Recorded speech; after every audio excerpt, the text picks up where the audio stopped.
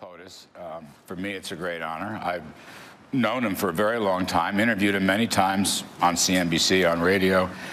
But I kind of look at it, you know, it's not so much a job, it's an honor. Okay. I mean, I served in the White House OMB long time ago, 35 years plus. This is a more senior position. Sure. Probably, Jimmy, it's the most fun I've ever had, if you Really? want to know the truth. Even though we know, by your own admission, there are various factions within. Oh, yes. And you have to get the president's attention. You have to keep the president's attention. What happens if he ends up not agreeing with you? You know, you win a few and you lose a few in these jobs, like anything else. Sometimes you agreed with me. Right. Sometimes we didn't agree. You know, look, I will say this, President Trump has been very open, very accessible to me. I see him quite a bit during the day, lots of meetings. Sometimes you get an afternoon call, come downstairs and talk about one thing or another. Sometimes you're traveling on the airplane. He's just been great. He's open, and in meetings with 5 or 6 or 8, who knows, people, he'll go to me. Larry, what do you think? And I tell him.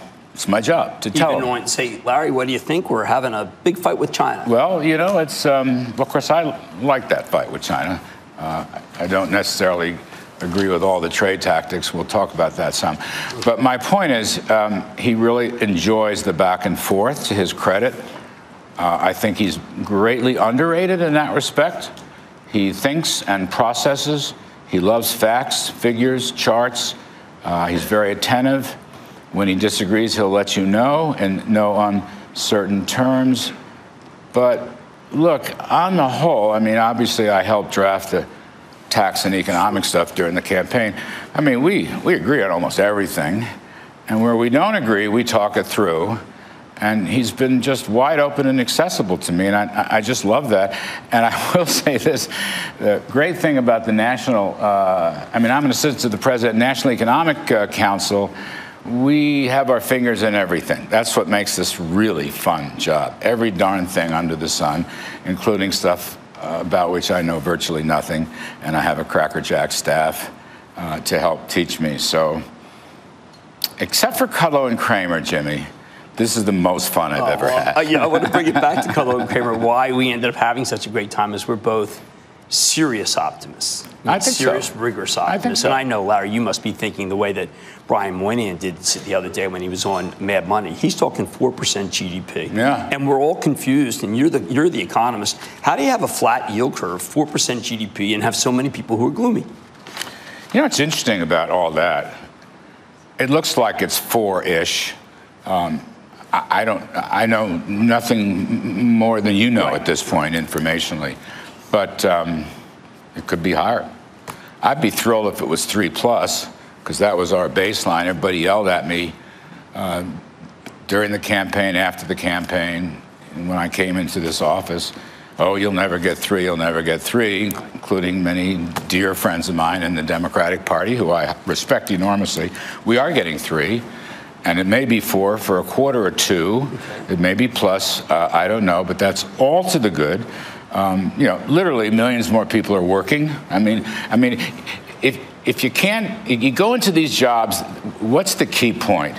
The key point, in my judgment, the best way I can help the country is get the economy strong and prosperous. You know.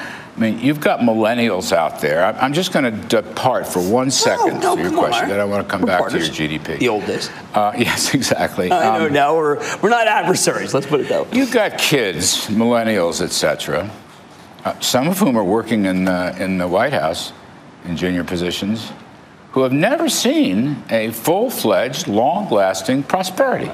Honestly. They don't know what I'm talking about. They must think it's about to roll over at every minute? Every minute. I mean, they just won't believe it. It's not that they're cynics. They've just never seen it. We haven't had one in 20 years, right. Okay? You and I professionally grew up, maybe I was through the stagflationary 70s, but the 80s and 90s under both parties were fabulous prosperities. Right. And to me, that's the game. You go into these things, that's what you want to do. Do whatever you believe is best to generate a long-lived prosperity. You know, there's 155 million Americans working. I believe we can get that up to 160 million or even better. We haven't had any productivity.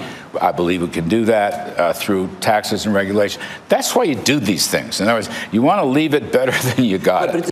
Now, for POTUS, let me just make a point. I'm going to defend him here, lock, stock, and barrel.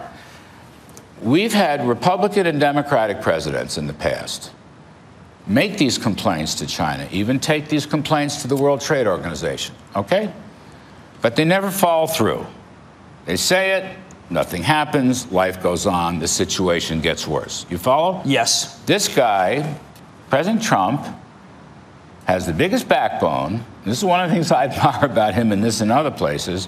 He will not let go of this point. He will not. So I want to be clear because nor should he, in my opinion.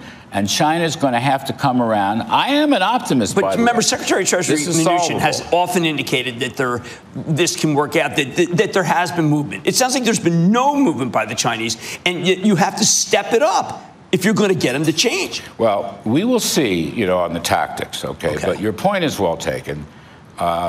Steve Mnuchin is a good friend. We are allies. We are essentially free traders in the administration. That's no secret. Speak to him almost every day. So, yeah, we're optimists. All right. I believe, from my experience, 2 days in Beijing, a day in Washington, D.C., and a long dinner in Washington, D.C., I believe China wants to make a deal. Okay. Okay? So it's out there. You really do? I do. Okay. But, and your sources within China are indicating that there could be more. That is correct. But insofar as we know, President Xi, at the moment, does not wish to make a deal. Now, I'd love to be wrong on that. Right. President Trump has a good relationship with him, as you've spoken. We are working together in numerous ways with respect to North Korea. So hope springs, you know, the communications continue. But I think Xi is holding the game up. I think Liu He and others would like to move and haven't. Wilbur Ross went over there and 70 billion in commodities. Heck, that's where we were when we all went to Beijing in the first place. So I think he needs to move. We are waiting for him. The ball is in his court. And the tit-for-tat business, which is nobody's favorite path, but nonetheless, they can end that this afternoon by providing a more satisfactory approach. And essentially, Jimmy, doing what the rest of the world knows needs to be done. Well, tariffs down, non-tariff barriers down, IP theft, no. Allow the American or British or whomever, German, full ownership of the companies operating in China. And let me make one last point here, because I think there's confusion. You know, people say, well, Trump is doing it. President Trump inherited this mess and a broken trading system. If you talk to him, as I have, so many times in the last 3 or 4 months, and I wrote an op-ed piece about this in the Washington Post, the first day of G7. He sees himself as a free trader. People don't get this. Don't blame Trump. Blame China, please. Blame Europe, who's going down the wrong road. He sees himself as a free trader. He has said in the Group of Seven and since, I mean, I was there fixing the communique, let's have no tariffs. Let's have no tariff barriers. Let's have no subsidies. Let's have a tariff-free trade system. That's his view. Well, but at the same time, all right, I mean, he has been instrumental. But he's got to protect the country. You have a 4-to-1 ratio with the peso when it's created. It's now 19-to-1. I mean, that is a trade barrier in itself. Yeah. Do we need? How do we adjust NAFTA? How do we make it so that American commerce isn't hurt? I mean, Jay Powell yesterday said the countries that have remained open to trade, that haven't erected barriers, including tariffs, have grown faster. They have had higher incomes, higher productivity. And countries that have gone in a more protectionist direction have done worse. Empirical result. Worried about NAFTA? Start raising barriers, raise a wall, have them pay for the wall. Jay Powell's right. Look, I'm a card-carrying free trader, you know. I'm so simple. Lower tax rates, roll back regulations, keep the dollar steady, and free trade advances. That's me. That's a pro-growth solution. Jay's 100% right. By the way, Jay Powell's doing a great job over there, in my opinion. We're talking to Mexico. Okay. Unlike China, We're having very productive talks with Mexico. Very more constructive. Robert Lighthizer, our trade ambassador, is a good man. He and I were children during the Reagan administration years ago. So I can report, without specifics, I can report good progress on Mexico.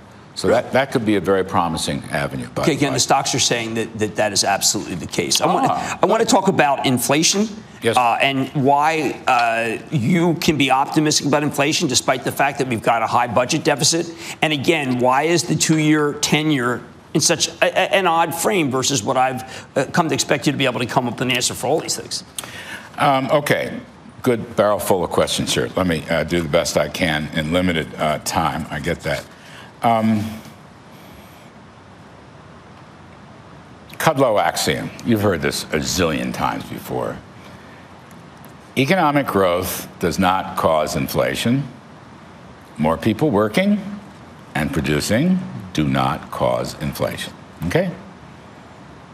Bad money, excess money, a sinking currency, and you'll see it fast in the markets, as you well know, bond markets, commodity markets, whatever. I don't see it. And I'm very happy. The Fed is independent. I made some remarks a few weeks ago. It's not aimed against the Fed. I support what Jay Powell's doing.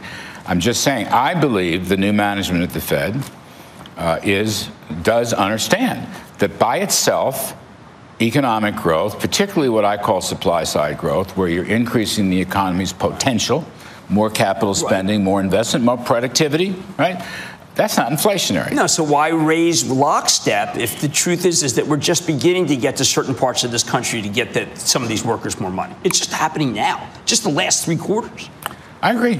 I think, again, I don't want to spend a lot of time critiquing the Fed because I basically agree with what they're doing. Well, then is the 10-year wrong? But I think their gradualist approach is very good. Okay. I do. I think it's very good. And I think that approach, by the way, will get things done rather more quickly instead of holding it out. Now, regarding the spread, actually, we're reading the spread wrong. Okay, this is an interesting point. I want to give a hat tip to my friend and colleague and former anchor and so forth, Ron Insana, who is no fan of Trump. I think he and I get along very well. He wrote me beautifully when I was in the hospital. I love the guy. But Ron wrote a good article. He went back and looked at the yield curve model from the New York Fed, which was done by this chap Estrella, who's now teaching up at RPI. It's actually not 10s to 2s. It's 10s to 3-month Treasury bills. Very important. And I actually went and got the model. The New York Fed is still publishing the model. The spread is flatter, but it's 100 basis points or so. Okay. It's not 20 or 30. That's very important. So it was 10s to the 91-day bill. This is Professor Estrada. And so from his work, the probability of a U.S. recession predicted by the spread over the next year is only 12.5% through the month of June, 12.5%. So I think people are making too much of the 10s to 2s. Watch the 10s to 91 days. Now, every recession has been led by an inverted curve, 10s to the 3-month bill. And you can look this up. I think Estrella still has, he's at RPI. I think he has his website. But the New York Fed is still publishing it. And I give hat tip to Ron Insana, who wrote this up on it. We found it on the CNBC website. So, good for you and good for Ron. Do you think the steel tariffs and aluminum tariffs have worked? Have they worked? There's no recession in sight. Okay, I just want to make that point. All right. No recession in sight right now.